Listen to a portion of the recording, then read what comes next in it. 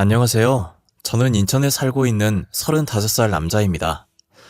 이런 곳에 제가 글을 쓰게 될 거라곤 살면서 생각했던 적이 없었습니다. 최근 제가 겪은 너무나 황당한 일을 겪고 있는 분들이 있을까 싶어 쓰게 되었습니다. 그럼 제가 그동안 겪었던 일들을 부족한 글솜씨이지만 한번 써보겠습니다. 저는 어렸을 때부터 한자리에 앉아서 집중하는 일을 잘 못했었습니다. 주의 집중력 부족이라고들 하죠. 부모님도 걱정할 정도였어요. 하지만 부모님은 남자아이들은 원체 활동적인 거 좋아하고 집중해서 한자리에 오래 앉아있질 못한다고 생각하셨어요. 그래서 넘쳐 흐르는 에너지를 소모하게끔 하기 위해 스포츠 학원을 다니게 해주셨습니다. 그러다 태권도의 매력에 푹 빠져서 꾸준히 하다 보니 어느새 제 꿈은 태권도 선수가 되어 있더라고요. 운동을 하다 보면 한두 군데는 다치기 마련이지 않습니까? 저도 마찬가지였습니다. 스파링을 하다가 상대 기술을 어깨로 잘못 방어하는 바람에 어깨 쪽 연골을 다치고 말았어요. 순간 엄청난 고통에 비명을 지르며 쓰러졌어요. 대수술을 하게 되었고 의사가 이제 운동을 하지 말라는 말에 선수로서의 꿈은 물거품이 되었습니다. 이때까지 체육 특기생으로 공부는 전혀 하지 않고 오로지 운동만 했던 제가 평범한 학생으로 돌아가 펜을 잡아야 하니 너무 힘들었습니다. 뒤늦게 또래 애들이 하는 진도를 따라가려 해도 성적은 오르지 않았고 솔직히 많이 방황했습니다. 대학 진학은 거의 포기하고 있었는데 담임 선생님이 저를 부르더군요. 지원아, 너 대학교는 포기했어? 선생님이 오늘까지 지원할 대학교 정리해서 제출하라고 그랬잖니. 그게 제 성적으로 어디 대학교 입학도 못할 것 같아서요. 가서도 제대로 할 수 있을지 자신이 없어요. 벌써부터 그렇게 힘이 빠지면 되겠어? 입시는 원래 힘든 거야. 너가 그렇게 공부에 자신이 없으면 체육 쪽으로라도 지원해보는 게 어때? 선생님, 제가 엄청 화려한 경력이 있는 것도 아니고 어깨도 안 좋아서 분명 실기시험은 붙지도 못할 거예요. 너 그러면 띵띵대학교 사회체육학과에 한번 지원해봐라. 여기는 실기시험이 없어서 성적 100%인데 아마 너 성적으로도 들어갈 수 있을 거야. 선생님 덕분에 그 학과를 수시로 붙었고 포기했던 대학교를 입학하게 되었어요. 부모님도 엄청 기뻐하시더라고요. 하지만 원해서 간 학과가 아닌 탓에 수업은 정말 하나 재미없고 그냥 따분하게 세월만 보내는 느낌이었어요. 점점 졸업할 시기는 다가오고 취업을 할 수 있을까 걱정하던 차에 늦기 전에 여행이라도 실컷 다녀오자 싶었습니다. 그래서 한 달 동안 배달 알바를 하며 돈을 모았었죠. 그리고 방학 때 태어나서 한 번도 가보지 못했던 부산으로 배낭여행을 갔어요. 부산에서 커피로 유명하다는 카페에 갔는데 와, 정말 맛있더군요. 평소에 아메리카노도 써서 못 먹는 제가 맛있다고 생각할 정도였어요. 순간 커피를 타주시는 바리스타 분이 엄청 멋있어 보이는 거예요. 인천으로 돌아왔어도 그때 그 커피가 계속 생각이 나서 자연스레 커피에 관심을 가지게 되었어요. 처음엔 취미로 하려고 했는데 필요한 도구 이것저것 사서 제대로 시작해보자는 마음에 자격증 준비까지 했습니다. 서울에 있는 학원을 다니면서 준비를 했고 대학교 졸업과 동시에 자격증을 따는 데 성공했어요. 어차피 전공 살려봤자 잘 하지도 못할 것 같아 부모님에게 사업 자금만 도움받고 작은 카페를 차리게 됐습니다. 창업은 처음이고 어린 나이에 얼마나 잘하겠습니까?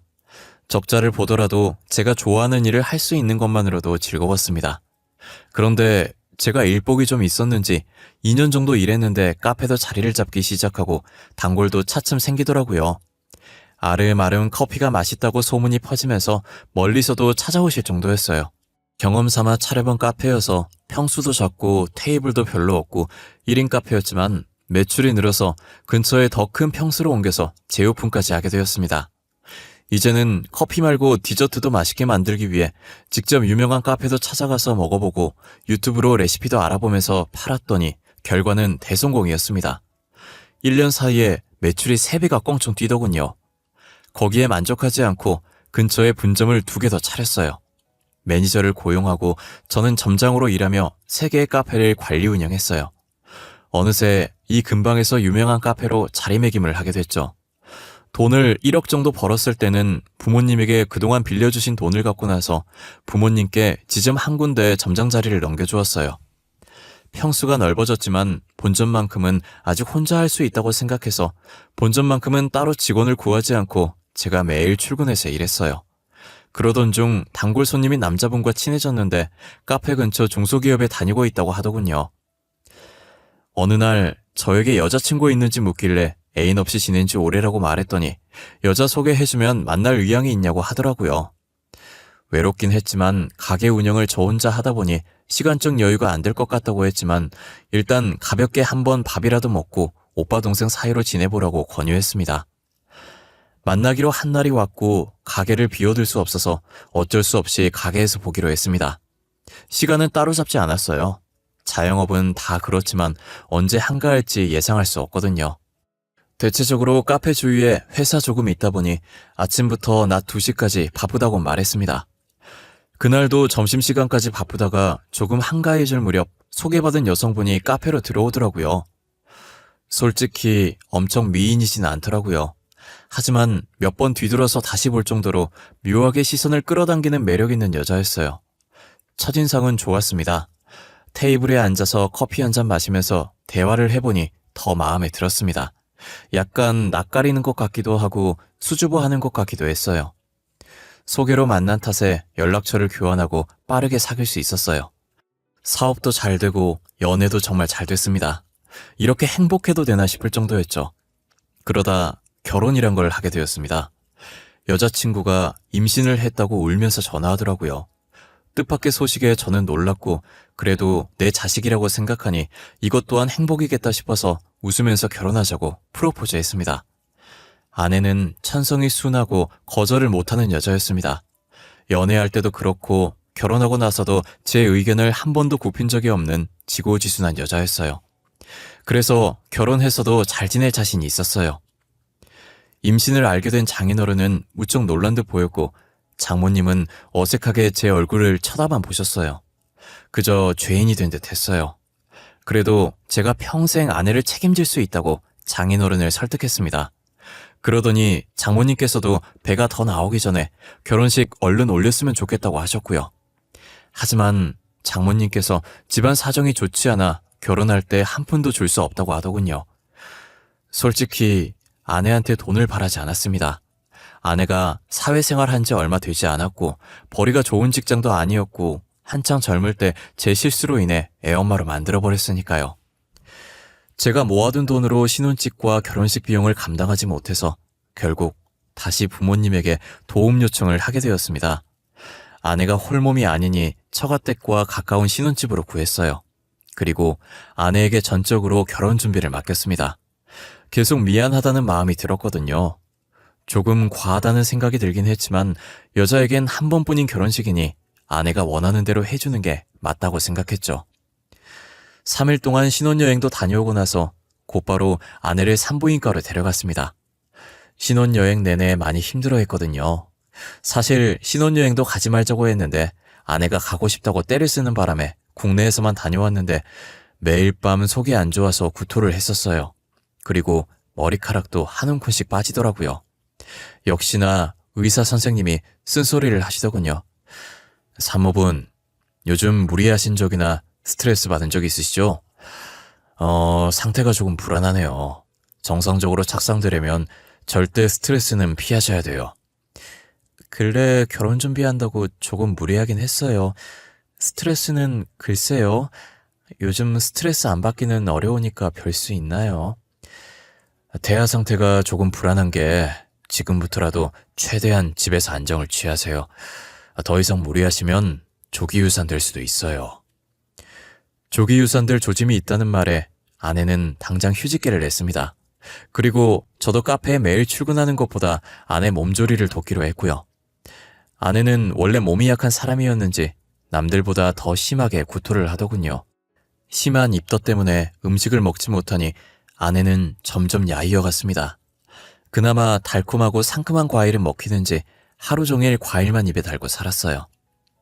입덧이 지나고 나니 이제 먹덧이라는 게 시작되더라고요. 입덧은 냄새만 맡아도 헛구역질하고 난리였는데 먹덧은 안 먹으면 속이 울렁거린대요. 아내는 여름이면 딸기, 복숭아, 귤이 먹고 싶거나 겨울이면 수박, 자두를 구해달라고 했죠. 그래도 제 아이를 임신한 아내가 힘들어하면서 견디는데 이런 거라도 해줄 수 있어서 다행이었습니다. 어느 정도 아내 상태가 좋아지려던 참에 매니저가 연락이 오더군요. 점장님, 저 그만두고 싶습니다. 스트레스 받고 너무 힘들어서 더 이상 못하겠습니다. 갑자기 그게 무슨 말이야? 어떤 것 때문에 힘들다는 건데? 자세히 말 좀 해봐. 어떻게든 버텨보려고 했는데, 그게 장모님이 너무 자주 오세요. 그뿐만이 아니라 지인들까지 데리고 오세요. 일주일에 한 번씩이 아니라 일주일에 두세 번씩은 오시고 계세요. 사위가 사장이라고 하니까 궁금해서 자주 오시는 거겠지. 매출이라도 올려주려고. 아니에요. 음료도 무료로 달라고 하세요. 한두 번이면 이해하겠는데 매번 올 때마다 무료로 달라고 하는 건 아니잖아요. 너도 알겠지만 아내가 젊은 나이에 갑자기 애엄마가 됐잖아. 내가 장모님이랑 아내한테 미안한 감정을 가지고 있어서 그래. 조금만 참고 장모님 요구대로 들어줬으면 해. 부탁 좀 할게.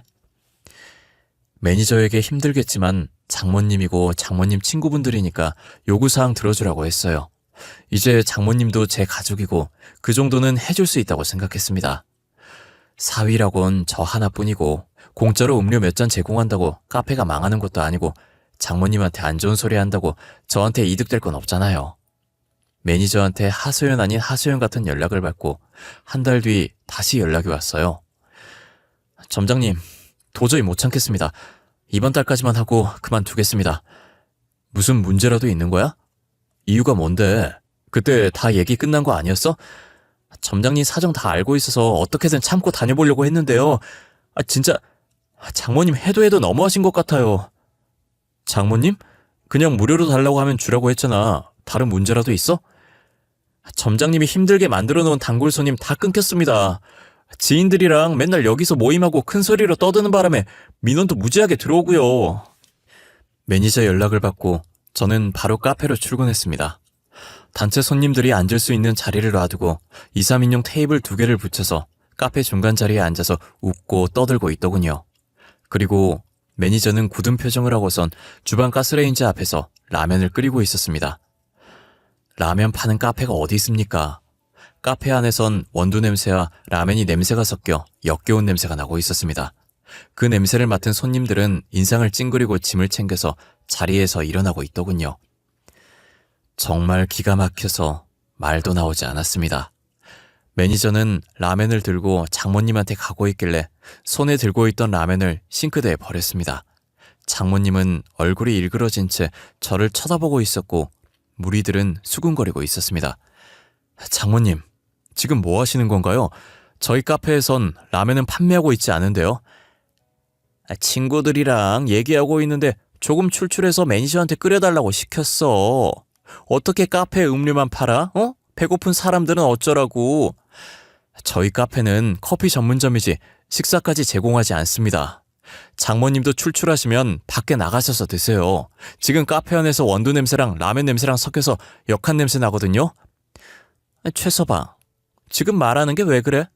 얘기하다 보면 배고파서 부탁할 수도 있는 거잖아. 내가 뭐 외부 음식을 배달시킨 것도 아니고. 배달 음식도 안 되고 다른 음식도 취급 안 합니다. 그리고 제 매니저는 제가 고용한 직원이고 장모님 수발 들라고 고용한 직원 아닙니다. 심부름 시키시는 거 그만두세요.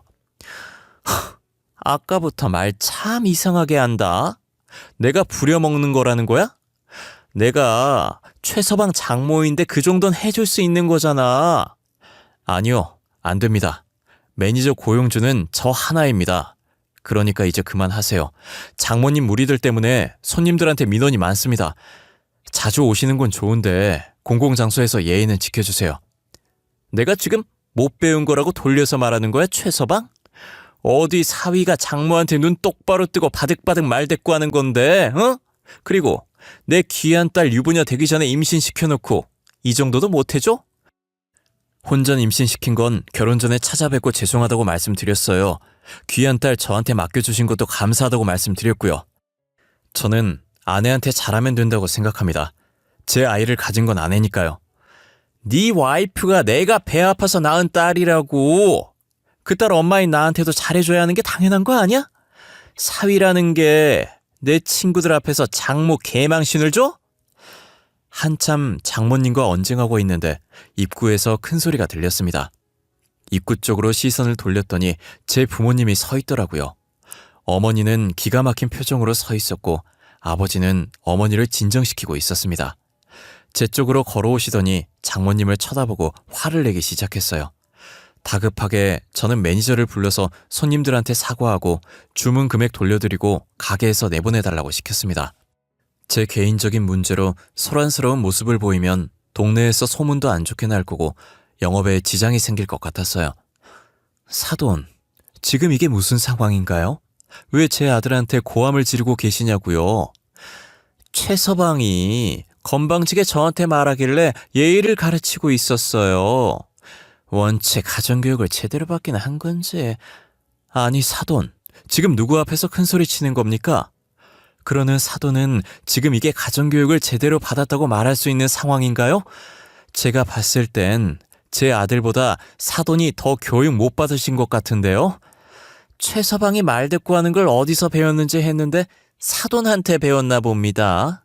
하여간 그 어미의 그 자식이라고 하더니. 솔직히 말해서 제 아들이 부주의해서 임신한 건 맞지만 남자 혼자서 임신이 되는 건 아니지 않습니까? 막말로 그쪽 딸은 잘한 짓입니까? 어머니 이제 그만하세요. 장모님 오늘은 이만 돌아가 주세요. 더 이상 대화하면 싸움밖에 되지 않을 것 같습니다. 아니 나 지금 너무 불쾌해서 이대로는 못 가. 최서방이 먼저 시작했으니까 나한테 속죄의 의미로 다른 동네에 있는 카페 하나만 넘겨. 장모님 말을 듣는데 순간 제가 잘못 들은 줄 알았습니다. 결론이 어떻게 그런 식으로 나오는지 이해가 되지 않았습니다. 무슨 대화 안 통하는 벽창호와 얘기하는 기분이 들었습니다. 그건 어머니도 마찬가지였는지 벙찐 얼굴로 가만히 서 있었습니다. 내 말 안 들려? 사돈 어른이 가지고 계신 카페 지점 나 한 개만 달라고. 오늘 내가 받은 모욕에 비하면 어려운 일도 아니잖아? 오늘은 이만 돌아가시는 게 좋을 것 같습니다. 지금 안 나가시면 경찰 부르겠습니다. 사돈, 사업이 애들 장난감도 아니고 다 큰 어른이 때를 써서 되겠습니까? 지금은 보는 눈도 많으니 일단 돌아가세요. 아들이랑 상의 좀 해보겠습니다. 어찌나 고집불통이신지 생각할 필요도 없이 거절하려고 했는데 어머니는 일단 가게에서 나가게 하는 게 우선이라 생각하셨는지 장모님을 어르고 달래더군요. 그리고 제가 아무 말 없이 고개를 끄덕였더니 그제서야 만족하신 장모님이 친구들을 데리고 가게를 빠져나갔습니다. 정말 진이 다 빠지더군요. 얼른 매니저한테 진심을 다해 사과했습니다. 이렇게 심각할 줄은 몰랐다고 말이죠. 그리고 장모님은 이제 내가 알아서 해결할 테니 제발 가게를 위해서 조금만 더 일해달라고 부탁했습니다. 안 그래도 단골 손님까지 끊겼는데 능력 있는 직원까지 이룰 수는 없었어요. 매니저를 퇴근시키고 카페 문을 일찍 닫고서 어머니를 앉혀서 앞으로 장모님에게 어떻게 해야 될지 상의했습니다.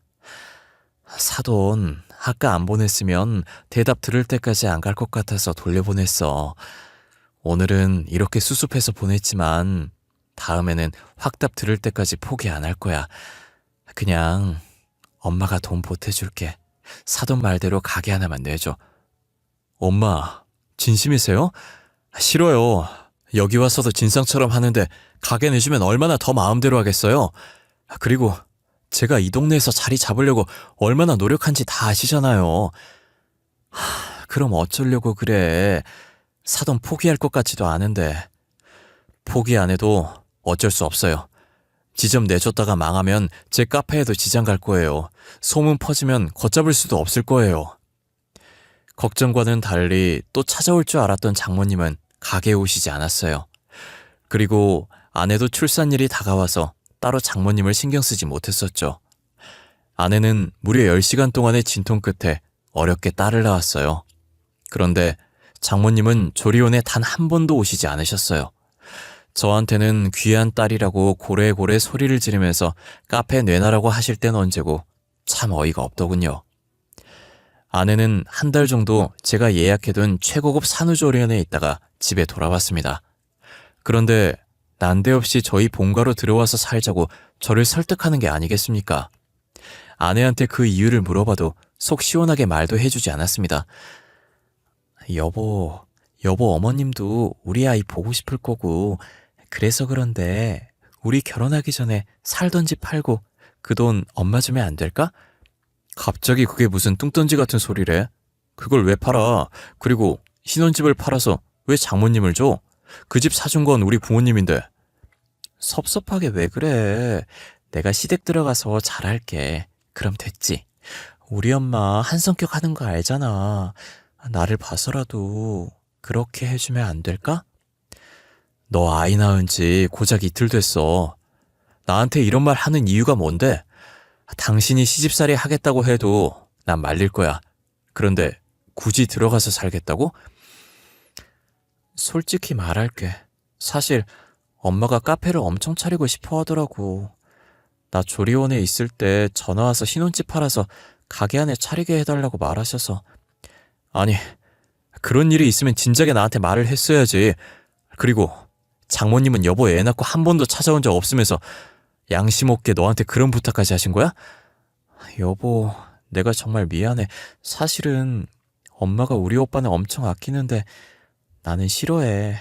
항상 첫째를 위해서 나는 희생해야 된다고 하더라고. 진짜 지긋지긋하네. 대체 장모님은 왜 그렇게 카페 지점에 집착하시는 건데? 아내는 펑펑 울면서 이때까지 오빠를 위해 항상 희생했다고 서럽게 말하더군요. 본성이 착했던 아내는 장모님이 아들 선호 사상에 휩싸여서 대놓고 차별하는데도 반항 한 번 못했대요. 오히려 오빠를 위해 살아야 된다며 세뇌 교육을 받은 듯 했어요. 그러면서 장모님이 늦은 나이에 굳이 카페를 달라고 하는 이유도 말해줬습니다. 아마 우리 오빠 때문에 그럴 거야. 아직 오빠가 제대로 된 직장에 취업을 못해서 알바만 한다고 엄마가 엄청 걱정하셨거든. 그래서 카페라도 차려주고 싶다고 하셨어. 잠깐만, 그럼 설마 결혼 허락해준 게 내가 카페 사장이라서 해주신 거였어? 아마 맞을 거야. 근데 난 진짜 자기가 좋아서 결혼까지 한 거야. 처음에 아기 가졌을 땐 예상치 못해서 울었던 거고. 아니, 그런데 넌 왜 너를 그렇게 못살게 구는 장모님을 도와주려고 하는 거야? 요즘 세상에 장남이고 차녀가 어디 있다고. 넌 서럽지도 않아? 나도 이런 내가 싫어. 그치만 엄마는 오빠가 잘 돼야 나도 잘 된다고 그랬단 말이야. 아무리 어릴 때부터 세뇌 당했다고 이건 아니지. 난 장모님 뜻대로 카페 지점 내줄 생각 전혀 없어. 그렇게 알고 여보가 장모님 설득시켜. 처음엔 그저 작은 의견 충돌이라고 생각했어요. 그런데 이후에도 틈만 나면 아내는 저한테 오빠가 잘 돼야 된다며 주입시키려 하더군요. 그때마다 저는 칼같이 아내의 의견을 거절했고 결국 심해져서 각방까지 쓰게 되더라고요. 이런 일이 한두 번이어야 하는데 일주일에 2번 이상은 이 문제로 싸우기 시작했습니다. 저와의 애정이 식은 건지 아내는 이제 자기가 출산한 딸도 나 몰라라 하더군요. 모성애는 금방 생기는 게 아니라고 하잖아요. 아내도 마찬가지인 줄 알았습니다. 저와의 관계가 나빠지니 자연스레 아기도 싫어하는 줄 알았죠. 하지만 제가 없을 때 갓난아이 분유 타는 것도 귀찮아 했습니다. 심해도 너무 심했어요. 그때부터 육아는 온전히 제 일이 되었고 카페 출근하는 것도 포기했습니다. 속으로 아들인 줄 알았는데 딸이라서 실망하는 건가 싶기도 했어요. 사실 산부인과에서 초음파를 보고 분명 아들 같다고 했었거든요. 그런데 손가락을 잘못 봤다면서 딸이라고 말하는 의사 말에 아내가 실망하는 표정이 보였습니다. 하지만 저희 부모님은 아들, 딸 차별하지 않고 딸은 딸대로 더 좋다고 하시는 분들이에요. 1년에 가까운 시간 동안 장모님의 카페 투쟁을 시작으로 육아 문제로 번지더니 이제는 서로 얼굴 보기도 두려워하는 사이가 되어버렸습니다. 얼른 아내가 정신 차리고 모성애를 느꼈으면 하는 생각으로 버텼어요. 분명 자기 자식인데도 심하다 할 정도로 무신경하게 대하는 모습을 보고 아내에 대해서도 실망하게 되고 지칠 대로 지쳐버렸었죠. 차라리 가정의 평화를 위해 장모님한테 카페를 차려줄까 생각도 했었습니다. 그런데 며칠 뒤에 모르는 번호로 제게 전화가 왔어요. 아무리 물어도 자기 신원을 밝히지도 않고 아내에 대해 말할 게 있으니 약속된 장소로 나오라고 하고 끊더군요. 처음엔 이상한 사람인 줄 알고 안 나가려고 했거든요.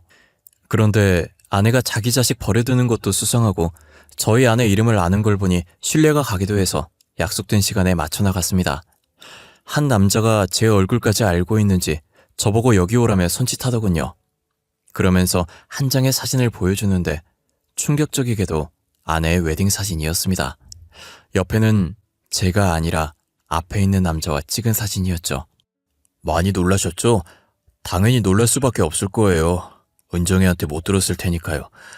두 분 결혼하기 전까지 저희 2년 동안 연애했었어요. 당연히 서로 결혼까지 약속한 사이였고요. 서로 결혼까지 얘기했다면서 왜 헤어지셨나요? 저한테 이런 얘기를 꺼내시는 이유가 뭐예요? 은정이 제가 정말 많이 사랑했었어요. 그래서 결혼까지 하려고 은정이 부모님한테 결혼 허락 받으러 갔는데 죽어도 안 된다고 하시는 바람에 못했어요.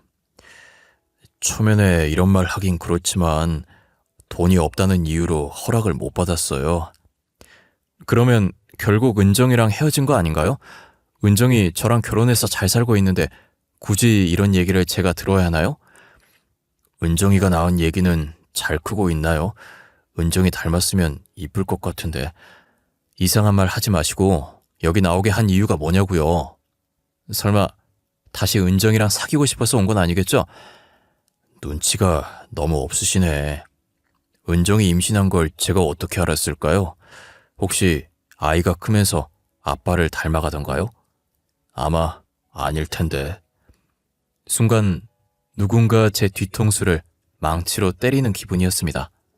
저 남자가 은정이가 출산한 걸 어떻게 알았을까요? 아직 아내와 연락하고 있었던 걸까요? 남자의 말에 손이 덜덜 떨리더군요. 아마 제약일 겁니다. 은정이가 저한테 얘기하진 않았지만 헤어질 때 은정이가 임신한 사실을 알고 있었거든요. 그래서 다시 잡으려고 했는데 곧바로 다른 사람 만나서 결혼까지 하더군요. 아내가 낳은 딸이 제 아기가 아니라뇨. 믿을 수 없었고 믿고 싶지 않았습니다. 하지만 흔쾌히 결혼을 허락해준 장모님과 자기 배 아파 낳은 딸을 모른 척하는 아내. 둘의 모습이 머릿속을 스쳐 지나가더군요. 혼전 임신해서 급하게 결혼식을 올려야겠다던 장모님의 말이 떠올랐습니다. 애초에 제 핏줄이 아닌 걸 알면서도 아내를 돈 많은 남자와 결혼시키려는 장모님의 욕심이 치가 떨렸습니다. 집으로 돌아오자마자 어머니에게 맡겨둔 딸아이의 머리카락을 떨리는 손으로 비닐에 담아놓았습니다. 그리고 제 머리카락과 함께 유전자 검사센터에 돈 주고 의뢰를 했어요.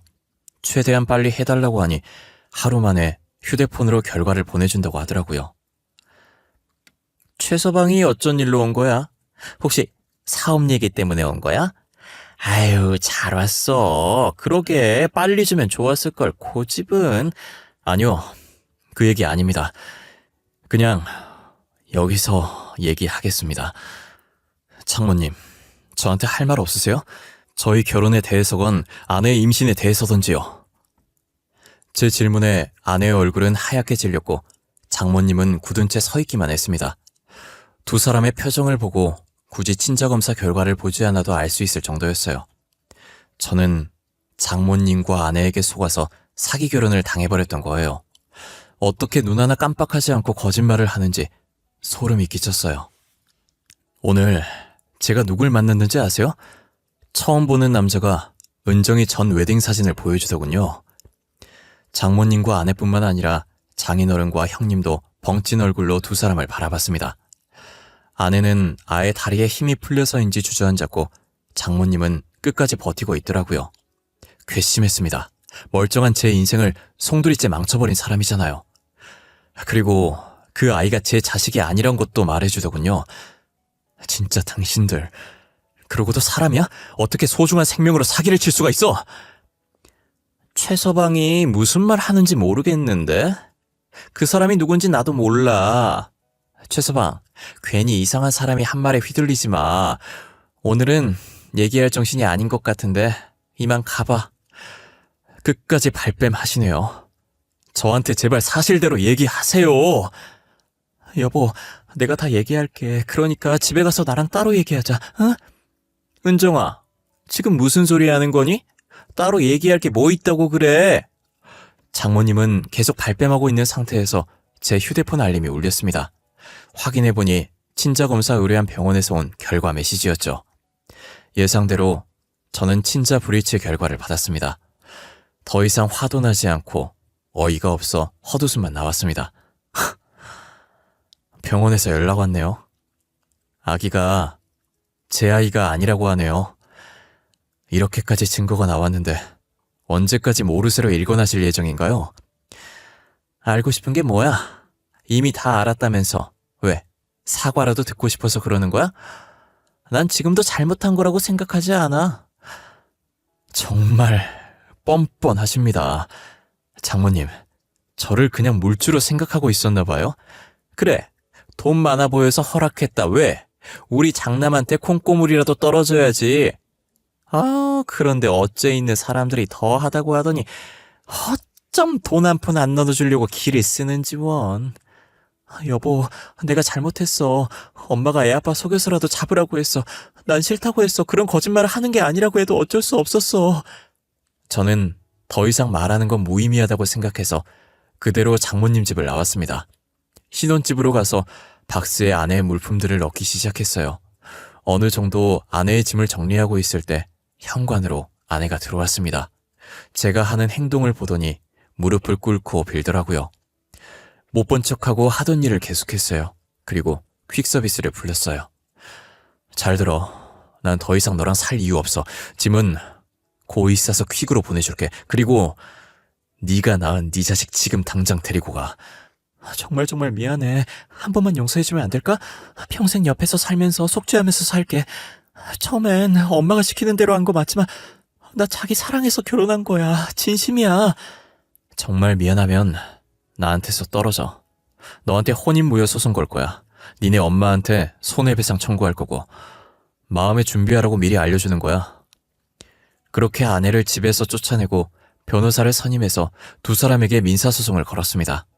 저한테 매일 빌면서 연락 오는 아내한테 별 감정 따위 들지 않았습니다. 오히려 평생을 장남에게 치여서 자기 의견 따위 없이 살아온 아내의 인생이 불쌍하고 가여워 보이더군요. 2주 후 법원 출석장을 받았는지 장모님께서 연락이 왔었어요. 또 뻔뻔하게 죄를 인정 못하고 소송 취하하라며 화부터 내시더군요. 장모님의 성질이 더러운 줄은 알고 있었는데 법적으로 잘잘못을 따지자는데도 저한테 전화로 욕을 그렇게 하는 걸 보니 참 못 배워먹은 사람이구나 싶었습니다. 저희 부모님은 제가 하고 싶은 대로 하라고 비용까지 전부 대주신다고 했어요. 처음엔 어머니가 아이가 불쌍하다길래 우리 자식 아니라고 정태라고 했습니다. 저라고 안 그러고 싶겠습니까? 아내가 방치한 아이를 1년 동안 저 혼자 키웠었고요. 그런데 딱 하나, 장모님 때문에 그쪽 가족과는 인연을 끊고 싶었습니다. 만약에 정 때문에 아이를 거둬들이면 나중에 무조건 돈 내놔라 할 인간이었거든요. 장모님이 제 부모 욕까지 하면서 성질 돋구길래 무릎 꿇고 빌면 생각해보겠다 했는데 자기 자존심이 먼저인지 머리 회전이 느린 건지 죽어도 사과를 안 하시겠다고 하더라고요. 그냥 제가 먼저 전화를 끊었습니다. 이 글을 적으면서도 소송은 계속 진행 중이었고 어제가 마지막 선고날이었습니다. 아내는 더 이상 아무것도 할 수 있는 게 없다는 걸 알고 소송에 항소하지 않아 패소했고요. 그런데 장모님은 결과에 승복하지 못하고 화를 내다 법정에서 쫓겨나 버렸어요. 이제 장모님도 아니군요. 아줌마네요. 그 성질 더러운 아줌마한테 그동안 카페에서 영업방해로 피해받은 금액과 무단 취식하면서 매니저 힘들게 한 정신적 피해 보상금까지 한 번에 소송 걸어서 총 1,000만 원 받기로 결정났습니다. 길었던 손해배상 소송에 정말 힘들었습니다. 그런데 웃긴 건 전처는 장모님한테 문전박대를 당했다고 하네요. 장인어른은 장모님 기에 눌려서 절대 자기 의견 안 내세우는 사람이었거든요. 그런데 보다 못해 아내를 감싸고 놀자 장모님이 장인어른까지 쫓아냈다고 하더라고요. 결국 전처는 전 약혼자에게 염치불구하고 연락했다고 합니다. 그 남자도 참 대단한 게 그 여자를 얼마나 사랑했으면 아이까지 둘이서 같이 키운다고 하더라고요. 여러분들은 제가 더 복수하길 원하실 텐데 안타깝게도 이게 끝이네요. 저는 더 이상 복수하고 싶진 않아요. 전처가 이때까지 어떤 대우를 받고 살았는지 안 들어도 뻔하니까요. 죽어도 장난만 생각하고 전처를 이용해 먹으려는 게 아무리 생각해도 참 여러모로 대단한 아줌마네요. 다행인 건 장모님께 카페를 내주지 않아서 제 사업은 문제가 없이 다시 일어섰어요. 물론 재판 중에도 카페에 나가서 평소보다 2배는 더 열심히 일했습니다. 과거는 잊고 돈이나 벌려고요. 제가 원하는 대로 해결됐으니까 털어버리고 제 인생 살려고 합니다. 제 긴 이야기 들어주셔서 감사합니다.